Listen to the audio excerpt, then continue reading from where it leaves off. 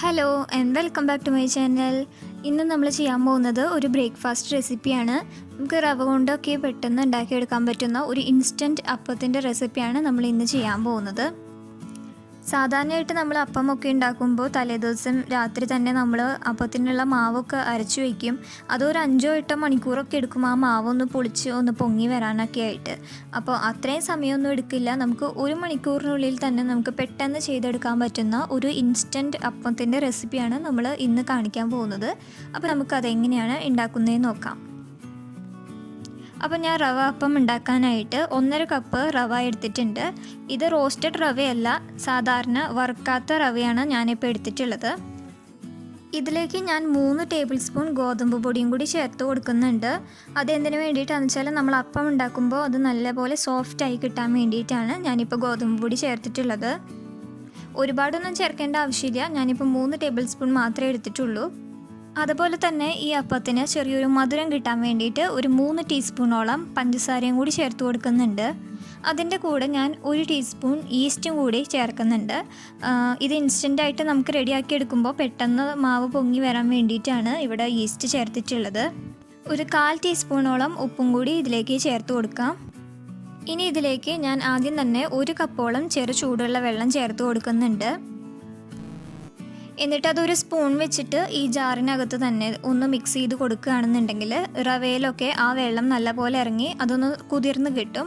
അതിനുശേഷം നമുക്ക് മാവ് അരച്ചെടുക്കാൻ പാകത്തിനുള്ള വെള്ളം ചേർത്ത് കൊടുക്കാം. ഞാനിപ്പോൾ ഇതിലേക്ക് ഒരുപാട് വെള്ളം ഒന്നിച്ച് ചേർക്കാതെ കുറേശ്ശെ വെള്ളം ഒഴിച്ചിട്ട് ഞാനിതൊന്ന് അരച്ചെടുത്ത് നോക്കുന്നുണ്ട്. അതിനുശേഷം ഞാൻ ലാസ്റ്റ് പറയാം എത്ര വെള്ളം ചേർത്ത് കൊടുത്തിട്ടുണ്ടെന്ന്. ഇപ്പം ഞാൻ റവ അപ്പത്തിനുള്ള മാവ് അരച്ചെടുത്തിട്ടുണ്ട്. നമ്മൾ ആദ്യം ചേർത്ത് കൊടുത്ത 1 കപ്പ് വെള്ളം കൂടാതെ എക്സ്ട്രാ ഞാൻ 1 കപ്പും കൂടി വെള്ളം ചേർത്തിട്ടാണ് ഈ മാവ് അരച്ചെടുത്തിട്ടുള്ളത്.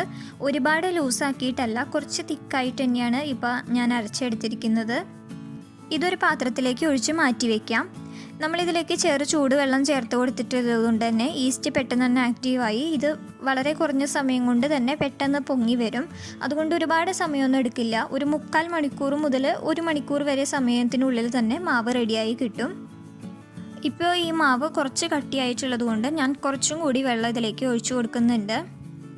ഈ മാവ് ഞാൻ ഒരുപാട് ലൂസാക്കിയിട്ട് ഇപ്പോൾ എടുക്കുന്നില്ല. നമ്മൾ അപ്പം ചുടുന്ന സമയത്ത് വേണമെന്നുണ്ടെങ്കിൽ അതിലേക്ക് വെള്ളം ചേർത്ത് കൊടുത്തിട്ട് റെഡിയാക്കി എടുക്കാം. ഇനി ഈ അപ്പത്തിനുള്ള മാവ് 3/4 മണിക്കൂർ മുതൽ 1 മണിക്കൂർ വരെ സമയത്തേക്ക് ഒന്ന് മൂടി വയ്ക്കണം. ആ സമയത്തിനുള്ളിൽ തന്നെ അപ്പത്തിനുള്ള മാവ് നല്ലപോലെ ഒന്ന് പുളിച്ച് പൊങ്ങി വരും.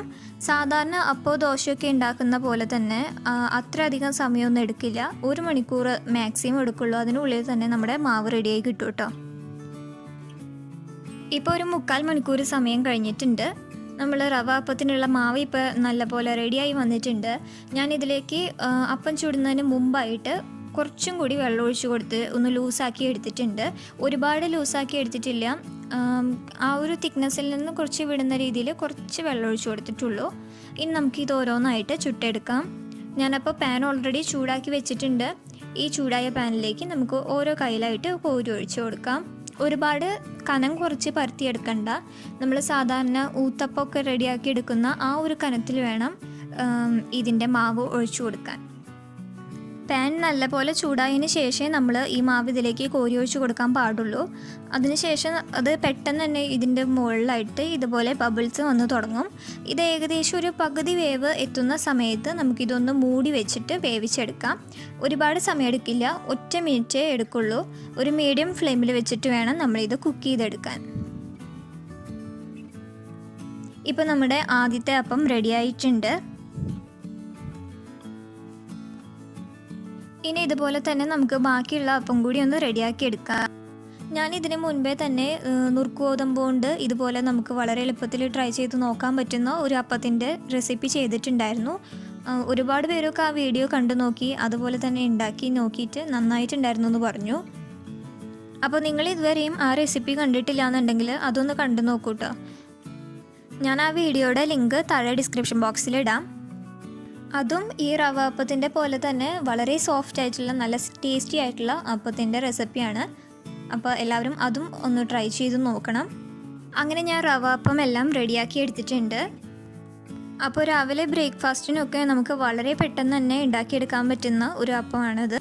ഇത് നല്ല സോഫ്റ്റ് ആയിട്ടുള്ള ചെറിയ മധുരത്തോട് കൂടിയിട്ടുള്ള ഒരു അപ്പമാണ്. അപ്പോൾ നമുക്കിത് മസാലക്കറികളുടെ കൂടെയൊക്കെ കഴിക്കാനായിട്ട് നല്ല ടേസ്റ്റി ആയിരിക്കും. അപ്പോൾ എല്ലാവരും മറക്കാതെ ഇതൊന്നും ഉണ്ടാക്കി നോക്കണം. ഇത് നിങ്ങൾക്ക് തീർച്ചയായിട്ടും ഇഷ്ടപ്പെടും. അപ്പോൾ എല്ലാവരും ഇതൊന്നും ഉണ്ടാക്കി നോക്കണം. അതുപോലെ നിങ്ങളുടെ ഫ്രണ്ട്സിനും റിലേറ്റീവ്സിനും എല്ലാവർക്കും ഈ റെസിപ്പി ഒന്ന് ഷെയർ ചെയ്ത് കൊടുക്കണം. അപ്പോൾ ഇതുപോലെയുള്ള കൂടുതൽ സിമ്പിൾ റെസിപ്പികൾക്കായിട്ട് എൻ്റെ ചാനൽ മറക്കാതെ സബ്സ്ക്രൈബ് ചെയ്യണം. മറ്റൊരു റെസിപ്പിയുമായിട്ട് നമുക്ക് വീണ്ടും കാണാം. Thanks for watching.